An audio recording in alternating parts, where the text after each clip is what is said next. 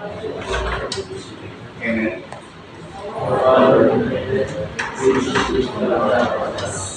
Respect our hearts and our minds, so that they may shine like us.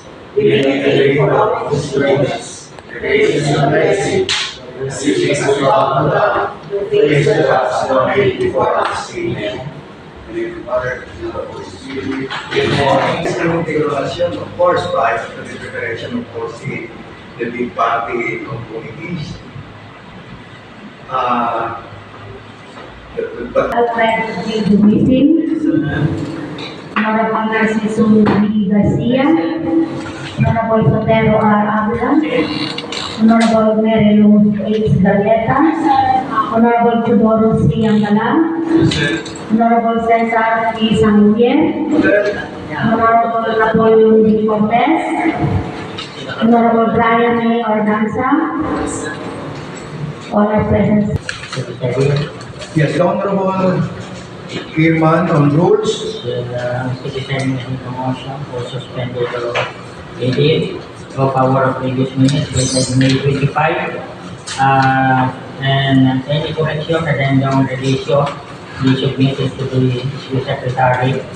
The same we approve and adopted.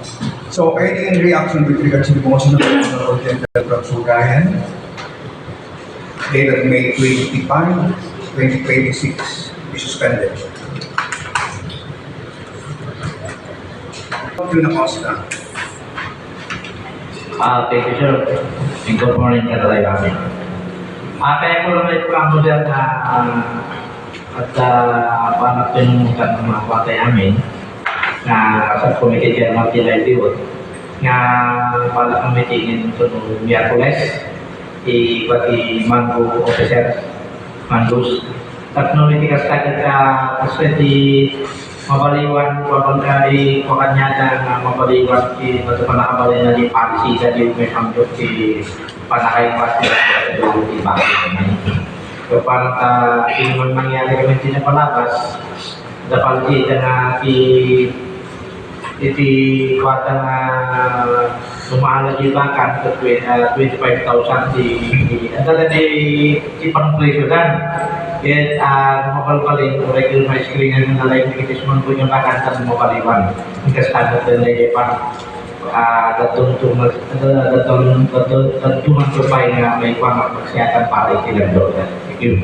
Thank you, the Honorable Chairman Committee on Livelihood and Cooperative and the Chair, I appreciate your move. Because gawin, saan na may gawin at aktibidades ng programa.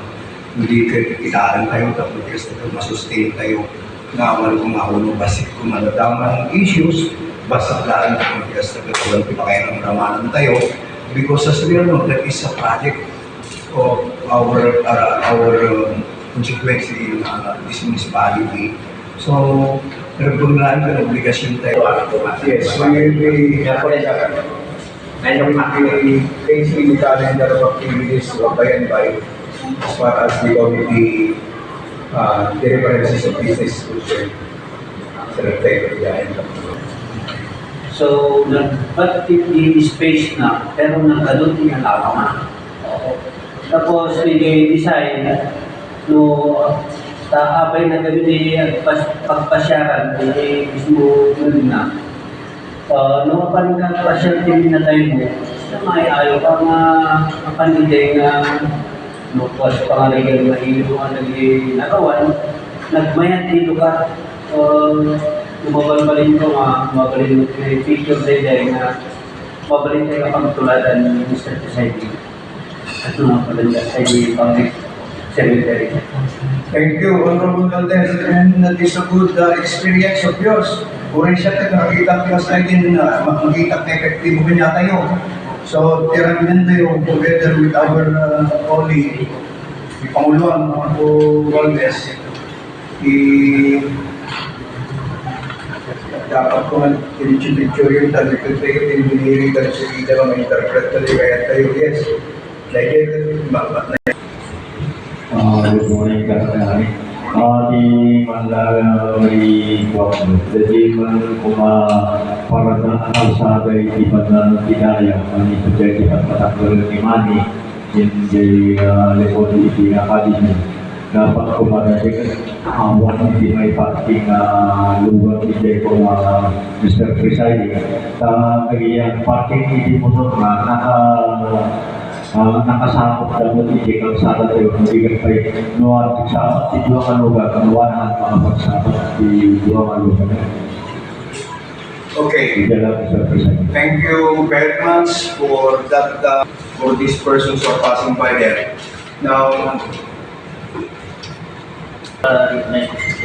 Information for the privilege Honorable Luigi with regards to the illegal parking located at the Secondary National Highway, because sa Secondary to National Highway.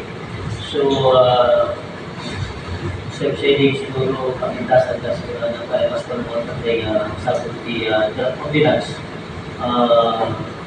prohibiting illegal parking on that part. Siguro nandun lang dito kapatid. Siguro malibot siguro dito sa Tapos Academy. Malibot dito yung theatrans, yung DJ Parten na iti siguro kapintasan siguro Mr. Shedding malibot tayo yung secondary having ka na DJ Part namin.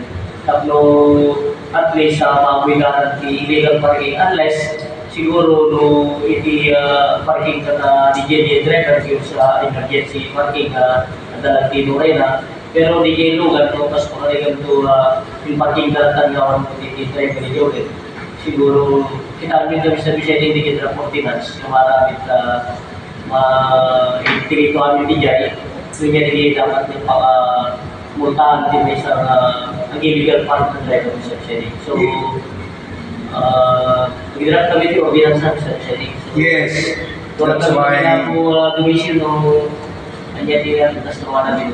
Yes, that's why I recommended that. Very much to the design. In addition to that problem design, we go back to the Chaco. Yes, Si makita ko dahil kami nagay ito kapag kumiyay ni Indian Moreno, nakabukakibuko na dyan. Yes, we are. I think overnight parking there, Mr. Presiding, dapat kumagot. Wala kayo di bandana siya magalang, hindi barangay usan. At lagi kayo overnight parking dito, especially within the Pepsi Cola na product, kasi ada kami Pepsi Cola Pepsi, ayusan. Pero ang diskargaran kayo no naman i-ibaran dyan ito na makasali ko talaga ng sipsipin. So, yes, I already noticed that. Nag-update kami the ordinance regarding the transportation along the provincial road. Hindi advice naman ng public hearing kayo, pero hanya amin tanda. So the information nga dapat nga maamuan iti constituent tayo, hindi barbarong pwede doon tayo, awan di pakakitaan ng signage. Kasi lang dapat na umarami din engineering nila, tapos magpakamuan, naging bypassers na bawal iti ang parking. So, mobile pa rin mga Mr. President. Yes, actually, those existing ordinance at the required time signage, it's been a long time. It's a matter of the implementation of the said ordinance. Pinag-preso mo na pinaka-building na signage, the engineering, muna na tablo. Tayo na naging ordinance ay narapid yun, which include presentations and placing of markings and signage. Yung matutuloy sa andang matutupan. So nga revisit, the ordinance na sa kasapulan na kita, so tipagkita tayo, kami yung magalang ng dapa kami na namin. Yes. Dahil kami yung nagpiprensya na Teknota, I know that you are aware, the national law, kapag nagtikuti na yung issue, kapag kay signage, amok na kasi dito na kami lang na alda, nagkitay, ordinansa na yung karama natin signage, yung until now, awan by that. Data is limit, awan din sa bali, you cannot tell to people who are driving there, Oh, stop ka na this. Tanda ko amit to eh. You cannot tell that. At the office of the governor, number 208, inviting us to attend the orientation on appreciation, the classification and conversion of land and local government units to be held at Guadalupe Hotel, Tamagdigan City. Kami pati tawang mati nakita di pinabayatan nanti ikukuha ang agatenda, personel na agatenda at Sangguniang Panlungsod o Sangguniang Bayan Chairperson of the Committee on Land Use and Urban Planning or its equivalent committees. Since awan sa the committee tayo on land use and urban planning, nakamunong yung kasi ganun ako dato ay hindi ko lang baka no ang suggestion na inayon tayo committee dati land use and urban planning that ipay may sana kuwang Sangguniang Bayan Secretary, hindi ka ng mga barangay president, and MPDO, MPDC for that's development coordinator of the Sangguniang Bayan. So, diyan ka mo si patulog tayo sa may kuha rin secretary, ang secretary at tayo doon na natulungan tayo pasagana by this to be held on June 3, that is Wednesday at 8 a.m. At sama kami nalukong Luxor Hotel Center. So, hindi ako man kasi na COVID na ito pag-iba lang tayo kita awan ko may suggest na o good siguro para kanya tayo may ngayon ko ba di IPR tayo may ngayon mo sino di kasi na committee na kung inayon tayo pero at least by next na reorganization mo pa at least at to wala bilang Committee on reports. Anyway, you raise the other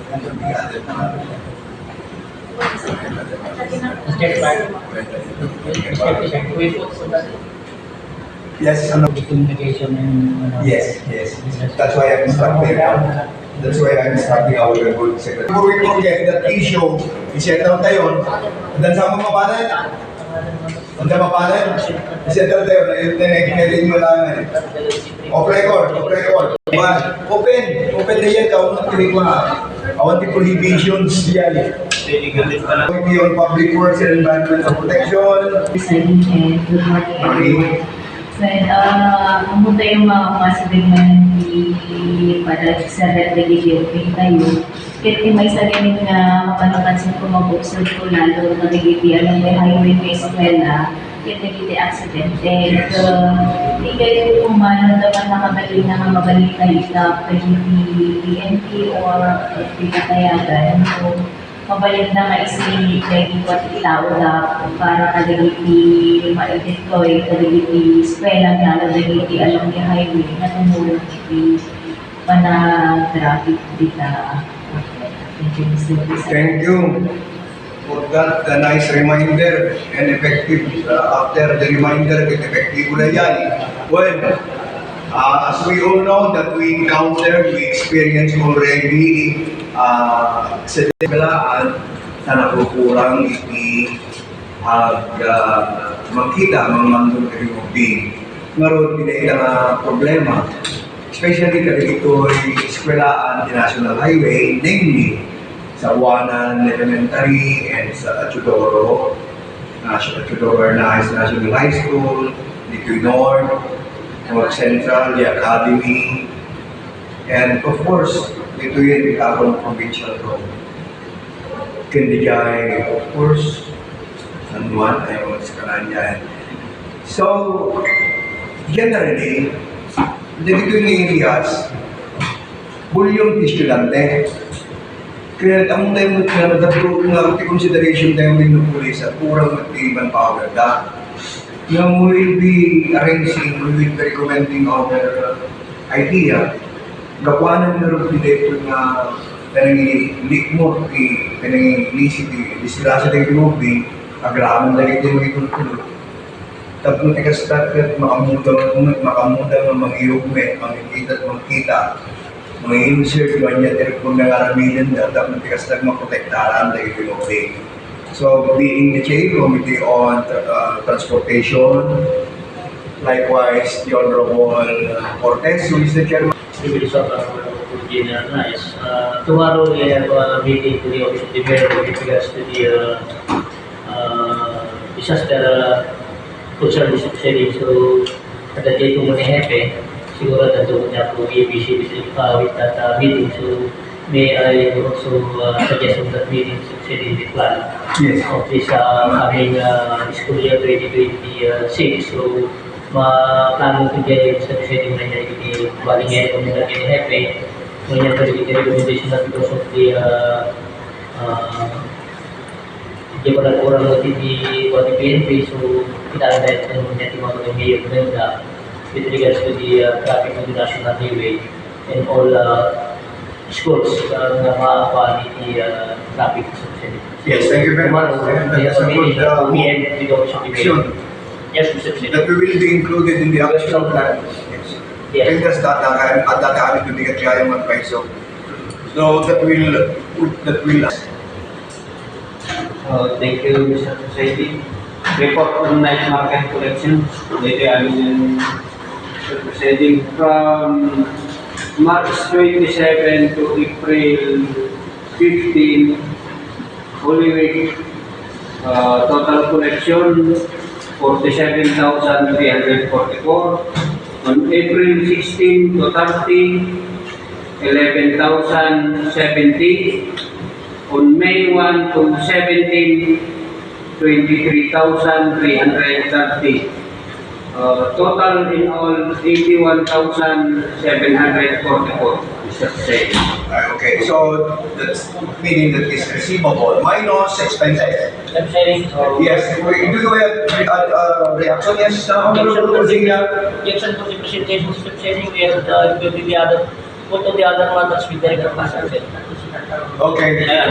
Yes, we will respect your recommendation, Honorable Garcia. So reserve Honorable Pagles. Yes. I move for the resolution, Mr. President, for the adopting of typhoon contingency plan, calendar 2026 to 2028, and storm surge contingency plan, calendar 2026 to 2028 of the municipality of Santa Lucia, Ilocos, Mr. President. Mr. President, do they have the copy of the said proposal? We have here two copies, Mr. President. 2 copies only, but you be sure that they are aware. Not all, Mr. President. Not all. Anybody. Any member of this office body is objecting. Okay, I call it. We have issues with that. As far as topic. So, Yes, Mr. you have CSO, the Honorable Mike Costa.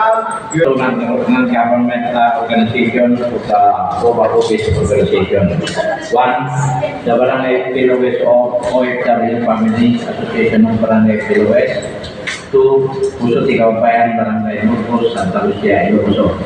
So my quantity, all the requirements and appropriate and review, therefore I move to take for the approval of this as so several societies. We have a motion from the Chairman Committee on Livelihood and Cooperative, numbers of CSO, which as far as the office is concerned, they all presented with necessary documents. So do you have reactions?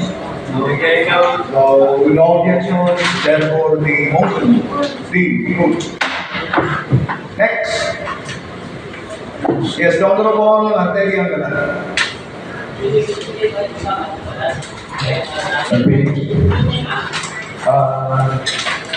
May panggapday ko sir, at report, may panggapday yung inspection DNR. Since one day from last week, at isa na report na baka yung kaya ano may papel tayo. Regarding the inspection of the DNR sa buwanan, para may kabuwanan, sure,